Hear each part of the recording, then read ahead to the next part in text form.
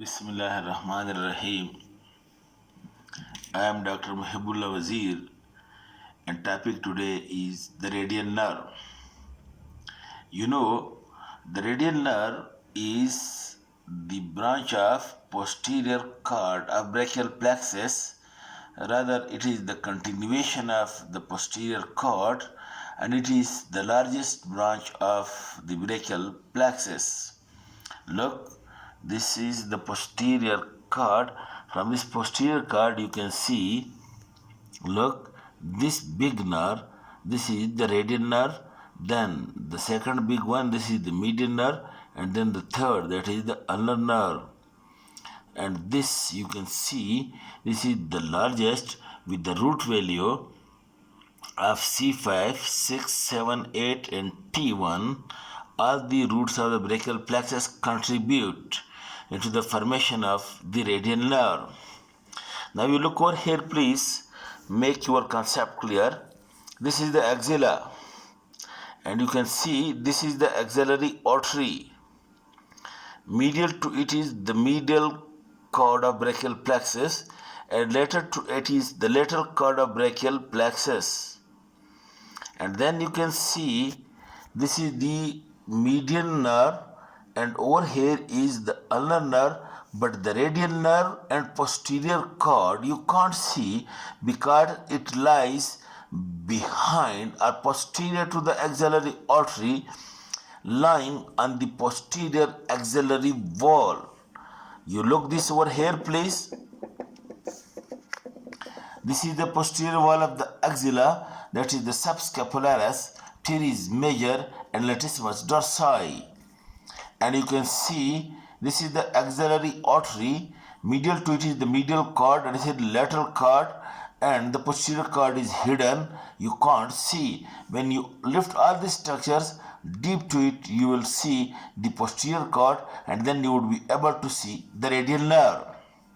So the radial nerve in the axilla lies posterior to the axillary artery and a branch or continuation of the posterior cord, and it lies over here crossing over the subscapularis, and then this tenon of the latissimus dorsi.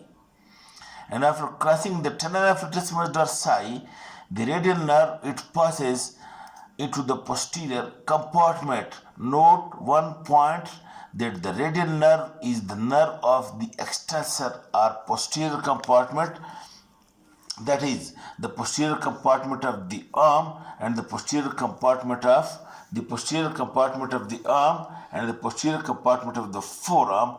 All these muscles are being supplied by the radial nerve. Okay, now what happens? Look, this is the scapula, this is the humerus, and this is the infraglenoid tubercle. From it comes the long head of the triceps. Look, and then this muscle you can see, this is the teres major.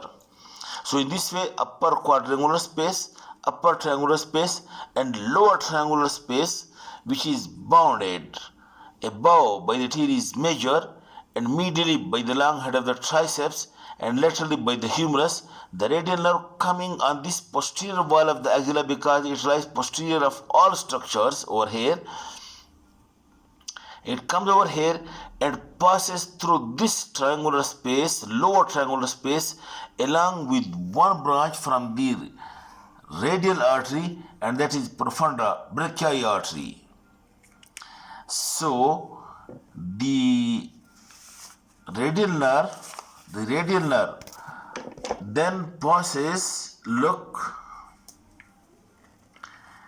this is long head of triceps, and this you can see, this is teres major, and this white tenon of latissimus dorsi. This you can see, this is the axillary nerve, which is also branch of posterior cord. It passes through this upper triangular space along with posterior circumflex humeral artery. But the radial nerve passes through over here. You separate this muscle and this triangular space which is bounded above by the teres major and medially by the long head of triceps and later by the humerus, it passes through this space to gain into the posterior compartment. You can see it over here. This is the radial nerve and this is the profunda brachii artery. It passes into the posterior compartment by passing through the lower triangular space, and the boundary of the triangular space I have shown you already. But note one point now over here at this point, that while the radial nerve lies in the axilla, the radial nerve immediately gives three branches.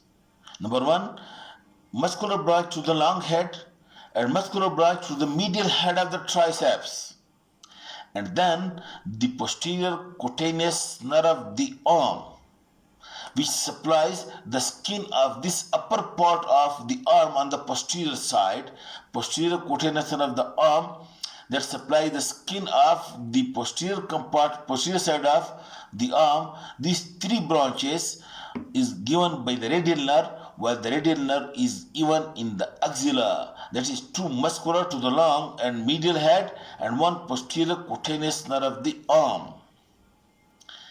Then the radial nerve and profunda brachii artery.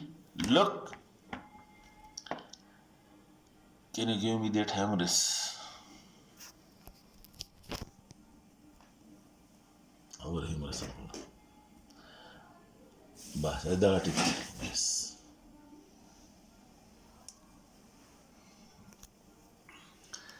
Okay. Now you know, look, this is the deltoid tuberosity of the humerus where the deltoid muscle is inserted, and below the deltoid tuberosity you can see this groove. Make it very clear, this groove. This groove is the radial groove in which the radial nerve and profunda brachii artery passes from medial to posterior and then again to lateral, running in this radial groove. And over here at this point, the nerve and bone, this is in contact with one another. No soft tissue or no structure lies between the bone and this radial nerve. So if there is fracture of the humerus at this area, at the midshaft, the radial nerve is at very much danger to be injured or to be cut, because over here the radial nerve is in direct contact with the bone. Note this point.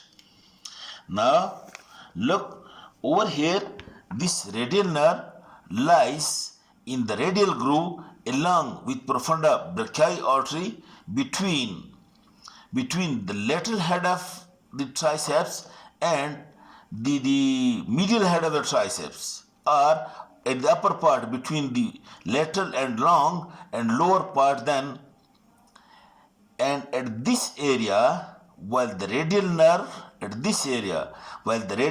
lies on the posterior side over here at this point. Note, at this point between the long and lateral head, or between the lateral and medial head, over here the radial nerve gives again many branches, and the branches are given again, one branch to the lateral head and another branch to the medial head again. So in this way two branches are given to the medial head. When one branch while the radial nerve was in the axilla, and one branch again given to the medial head when the radial nerve is in the radial groove in the posterior side. And this branch which supplies again the medial head, it also descends downward to supply the anconeus muscle. Note the point, nerve to the anconeus, which is the muscle of the extensor compartment of the forearm. This also supplies the anconeus muscle. And then the radial nerve also gives branches, cutaneous branches, Cutaneous branches. Lower lateral cutaneous branch of the arm that supplies the lower lateral part of the skin of the arm. In the axilla, the posterior cutaneous end of the arm, and over here the lower lateral cutaneous end of the arm, and also the posterior cutaneous nerve of the forearm is also given by the radial nerve over here, while the radial nerve lies in the radial groove. So the posterior cutaneous nerve of the forearm, it passes downward distally, pierces the deep fascia, and supplies the skin of the posterior side of the forearm. And then what happens?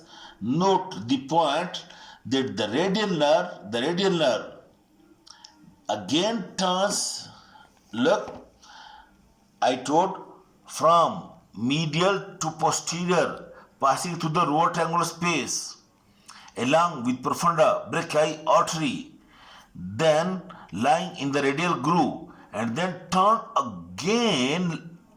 again from posterior to anterior by piercing over here, is the lateral intermuscular septum, pierces the lateral intermuscular septum, and again comes over here to the anterior compartment of the arm. And over here in the anterior compartment of the arm, you look over here in the anterior compartment of the arm. Look, this muscle again, this is brachioradialis. Look, make it clear. This is brachioradialis. This is extensor carpi radialis longus, and this is extensor carpi radialis brevis. You take them off, and now you can see the radial nerve along with the radial collateral artery. And if you reflect the brachioradialis laterally, over here you will see the radial nerve and radial collateral artery are anterior descending artery, which is a branch of profunda brachii.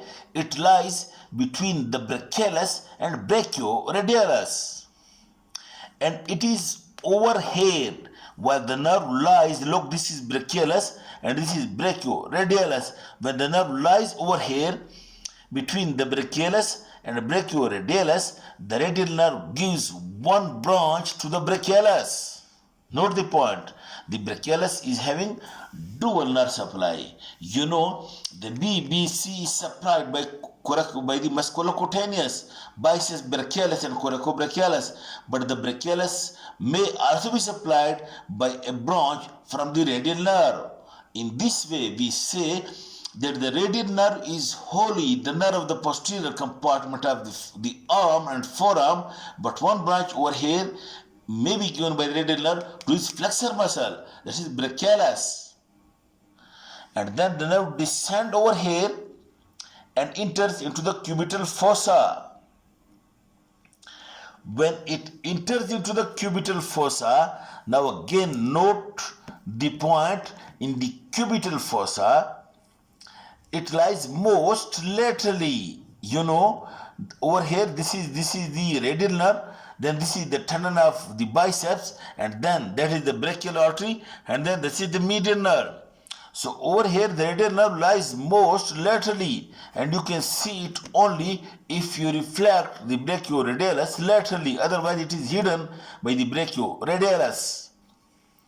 And in this area, note the point that the radial nerve gives two branches to the brachioradialis and extensor carpi radialis longus, and also a third branch to the elbow joint, also given by the radial nerve. So two branches to the muscles, one to the brachioradialis and one to the extensor carpi radialis longus. Okay? And also one branch to the elbow joint, while the extensor carpi radialis brevis is not supplied by the radial nerve directly. Now what happens then? Then the radial nerve now divide into two branches. One branch passing directly downward. This is actually the superficial cutaneous branch of the radial nerve, and then this branch, this is the deep branch of the radial nerve, are also called as posterior interosseous nerve, or actually the continuation of the radial nerve. And now look the same over here. Look, this is the biceps, this is the brachialis, this is brachioradialis, and this is the radial nerve along with this artery, which is the anterior descending artery or radial collateral artery, a branch of profunda which take part in the cubital anastomosis. And now the radial nerve gives two branches to the brachioradialis and extensor carpi radialis longus, and then divides into superficial branch and deep branch. Look, this is the deep branch or posterior interosseous nerve, or actually this is the radial nerve. Now this deep branch, note the point, it gives over here two branches, and one branch to the extensor carpi radialis brevis, the brachioradialis and extensor carpi radialis longus.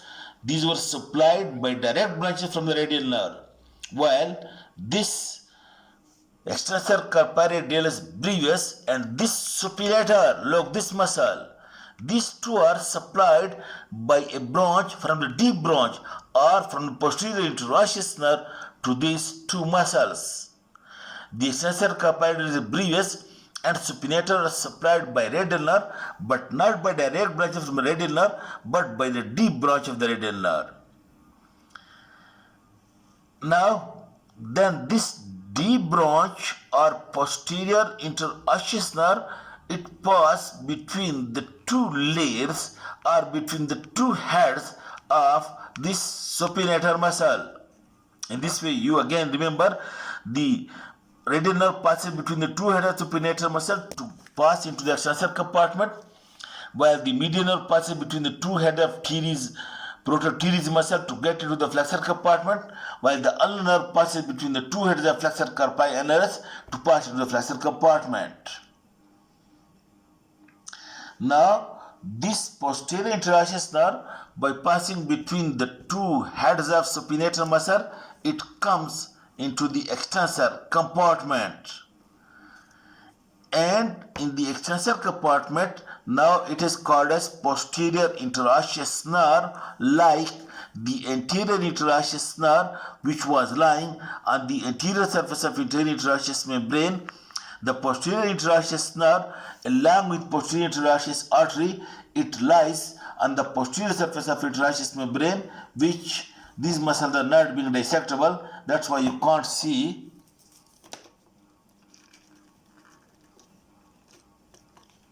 Yes, you can see it over here. Look, this is the supinator muscle, and then this is the posterior interosseous nerve, and this is the posterior interosseous artery. This nerve and artery, it lies on the posterior surface of interosseous membrane along with one another, while on the anterior surface of interosseous membrane, the anterior interosseous nerve lies along with one another. But note the point that this posterior interosseous nerve passes between the two layers of this supinator muscle and turns around the head of the radius like this. Look, if this is the radius bone, it turns around the head of the radius like this and comes into the posterior compartment. Now, one muscle of the posterior compartment in coneus is also being supplied by the radial nerve was higher up in the radial groove. Then the other three muscles, rather the four, the brachioradialis, extensor carpi radialis longus and brevis, and supinator, these are supplied by the radial nerve and posterior interosseous nerve already. Now the posterior interosseous nerve comes into this posterior compartment, and in this posterior compartment, now this radial nerve or posterior interosseous nerve or deep branch of the radial nerve, it now supplies the rest all of the extensor muscles of the posterior compartment of the forearm. And these muscles are, number one, you can see this abductor pollicis longus, extensor pollicis brevis, and extensor pollicis longus, three muscles of the thumb, abductor pollicis and extensor pollicis longus this one and brevis this one. This abductor pollicis longus, extensor pollicis brevis and extensor pollicis longus, three muscles of the thumb. And then the other three muscles which are supplied, that one extensor digitorum and this extensor digiti minimi and this extensor carpi alaris. So three extensor digitorum, digiti minimi and alaris, and one muscle to the index finger, that is extensor indicis. Extensor indicis, seven muscle becomes, three for the thumb, one for the index and three for the dorsum or extensor. Abductor pollicis, extensor pollicis longus, extensor pollicis brevis and longus, extensor indicis, extensor digitorum, extensor digiti minimi and extensor carpi ulnaris. These muscles are being supplied, all extensor muscles over here are being supplied by this posterior interosseous nerve or the deep branch of the radial nerve. And then the radial nerve supplies over here the wrist joint and inferior radioulnar joint. While this superficial branch of the radial nerve, you follow it, this superficial branch of the radial nerve, it descend downward, come close to the radial artery but do not cross it. That is, it lies on the radial side of the radial artery and being overlapped, you already know, being overlapped by these muscles, that is brachioradialis and extensor carpi longus and brevis. It is overlapped by these muscles. Then this superficial branch of the radial nerve, look, it crosses deep to the tendon of brachioradialis. You can see it passes deep to the tendon of brachioradialis but crosses superficial, look, but it crosses superficial to the abductor pollicis longus and extensor pollicis brevis, and then it passes into this anatomical snuff box, and enters into the hand and divides into branches which supplies the skin of lateral 3.5 fingers.